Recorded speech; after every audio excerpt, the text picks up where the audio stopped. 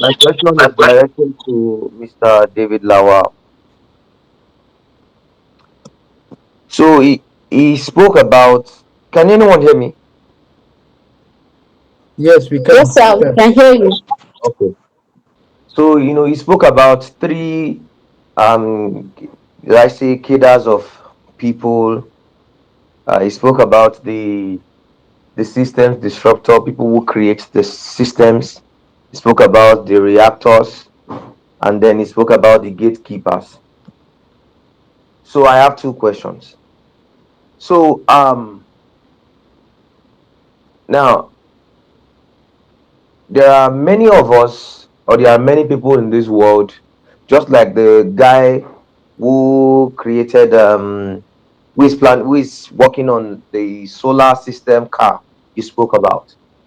Now there are many people like that in this world that have brilliant and great ideas that will shift old systems or old ways of doing things, right? But a lot of us, the ideas we have, some of us have started these things, some other have not started. Now, we most likely, for example, let's see the economic state or status of the country where some of us live in, right?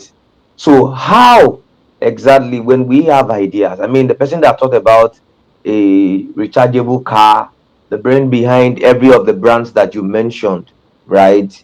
We're living in an economic in a state where I mean, in a working environment, so to say, right?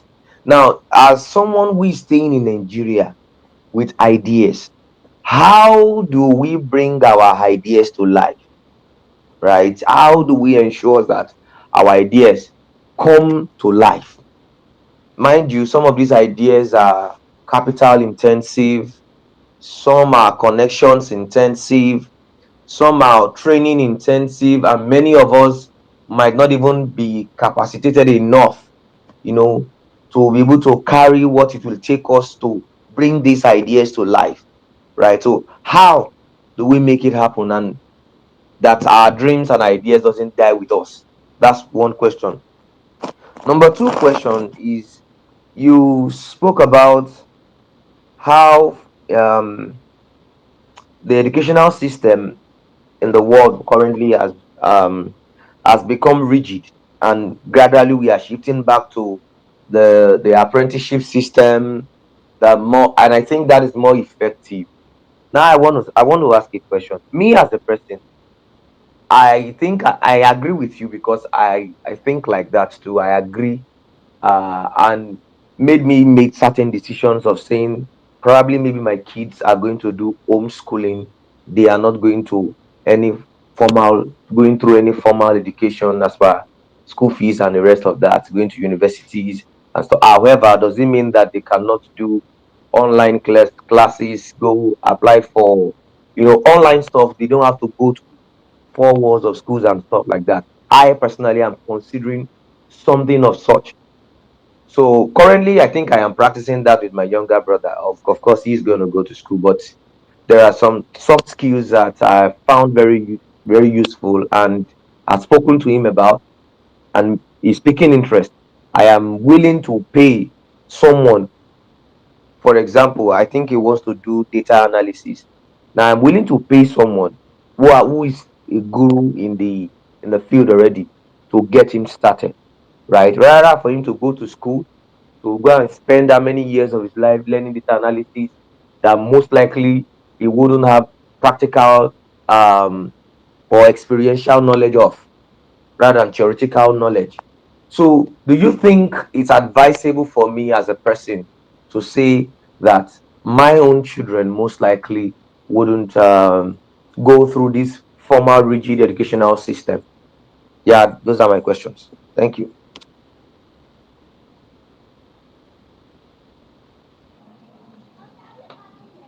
All right, sir. Thank you, Mr. Nifemi, for your question. Can you hear me, please? Yes, Yes, yes, sir. I can Yes, hear yes, I you. can hear you. Okay, okay. All right. So your first question is how to bring ideas to life, like in a highly capitalist society, highly capitalist environment. All right. Okay. So of course, like I don't want you to see it as though people who lived or so people who live in different economies or different environments or nations have it more better than we here, right? Let's not see it from that perspective, because if that perspective enough is will keep us grounded, right? That perspective enough will keep us grounded. That's why I said we need to begin to think dynamically, right? And that's how this system thrives. Now, take for example someone like Nikola Tesla. When Tesla had the vision of wireless electricity and communication, it was snubbed. Like, people, in short, they threw away his defense and all of that, said it was rubbish, it was not possible, and all of that. But he kept working on it. I mean, he did all his research and all of that, put all the algorithms, all of those things together. But then it passed, right? It took someone like, what's his name now? Elon Musk, to actually bring that idea to life. But there was someone who started this, how will I put it now? Who forerunned the innovation, forerunned the idea, and then there was someone who now brought it to life, like brought it to life, making electric cars and other electric equipments and so on and so forth, like that.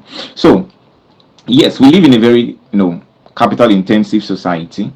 We also live in a society that undermines people's, in short, if you are an innovator, that's why I said it's the 1% of people that find themselves within that cadre, within that age. I mean, innovators and entrepreneurs, inventors, creative minds, it's the 1%. Now, because it's the 1%, this 1% also need to learn how to think creatively to bring their ideas to life.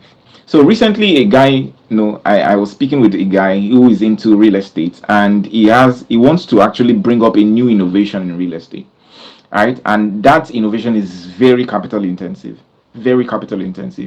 And then I now began to discuss with him. I told him, "Have you learned anything on private equity? And what do you know on private equity? What do you know? Do you know anything about this other one? Sorry, uh, just keep my mind now. So I private equity, public funds, and all of those things. And I began to share with him some ideas on, I mean, how to generate funds and so on, like that. So he when he began to tell me, after I spoke to him, he was like, wow. And he spoke to one man, spoke to some other persons, and I mean, they've started working on his work already. They started working on what he's trying to do already, right? With heavy investments in millions, heavy investments in millions, right? So, like I said, in this system, in this dynamic system, what drives this system is data and information. There are many things we don't have access to.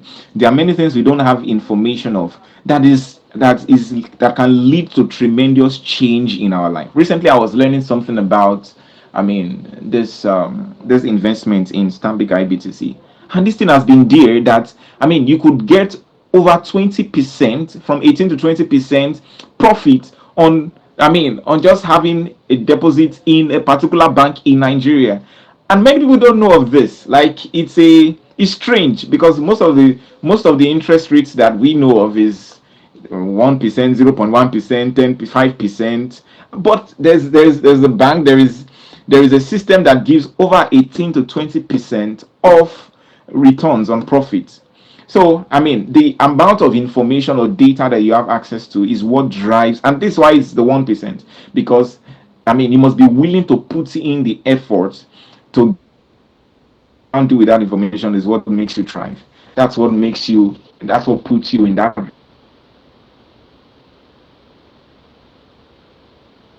realm of the first, the amount of data or information you have and what you do with it. There are many people out there who have money, don't know what to do with their money, right? But they need ideas.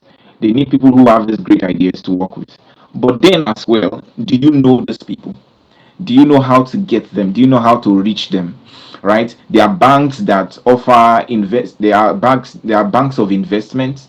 There are so many, informations, right? There are so many information out there that can help your product to thrive, that can help whatever you want to actually create or innovate to thrive. So I was recently watching a lady in Nigeria as well, from Abuja, and she started this with her team. They made this, it's like a, how will I put it now? It has this look of an ATM, an ATM machine. But what you put in that ATM machine, what you put in that machine though, is PET bottles. So it's like an ATM machine for PET bottles. So after you drink your Coke, whatever it is, bottle water, you put the PET bottles there, it scans it, and then it pays you, right? And of course, that idea is right, is not foreign, right? It's not an idea that's just is something that she made herself, but is the first in Nigeria. I think it's also the first in Africa, right? So but then she said, she mentioned something, that when she did the prototype with her team, they actually submitted that prototype to World Bank, and World Bank sponsored 18, sorry, about 20, of those machines to be deposited in, to be put in major places in Abuja, right? And so that was what kick-started a company. That's what kick-started a company. So there are many informations out there that will help your products or your services, whatever you're trying to make, to thrive. But that's why I said it's the information age, right? You need to have access to this information. You need to do the work, the real work, manage this data, maximize those data. That's what now translates into, into success and greatness for you, right? So your next question is, I mean, if it's right for you to skip formal education and homeschool your child. All right, so it's up to you. All right, now take for example Thomas Edison. I heard the story of Thomas Edison recently. I think he discovered electricity, right, if I'm correct, right?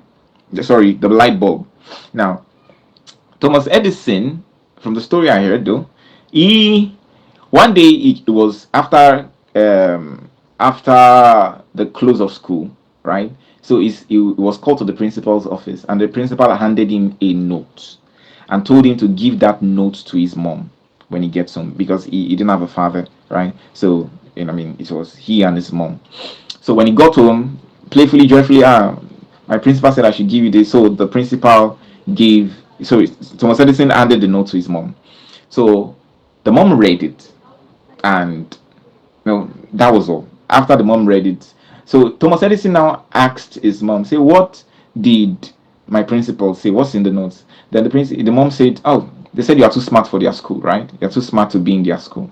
So Thomas Edison just noticed that his mom began to homeschool him. He didn't go to school anymore. His mom began to school him, teach him, and he began to learn, practice. And this guy, was the one who founded the light bulb and so many other inventions. He said after his mom died, many years later, he saw that note and he read the note. Do you know what was in the note? What was in the note was, your son is too poor to be in our school. Your son is too dull to be in our school. And when his mother saw that, his mother now told him, right? That was when his mother now told him that, no, they said you are too smart to be in their school, and she took the work of homeschooling. Now, this is the point I'm trying to make. Whatever decision we make in life, right, we must be willing to do the extra work that decision demands, right? If you take for example, like Mr. Victor just gave an illustration of you trying to jump through, you're walking through a step, and then you want to skip one step. It will take more effort to skip that one step, right, than actually just following it, accordingly, right, simultaneously, like that. Exactly. So that effort that it will take to skip a particular step, if you're willing to put that commensurate amount of effort, right, you will achieve the same result, even better result than, even better result, right? So whatever decision we take, or whatever decision we choose to make in life, you must be willing to make, a corresponding, or put in the corresponding effort that it will require, and which will not, whereby there will be no gap, right? No noticeable gap that, okay, this person skipped a step, right?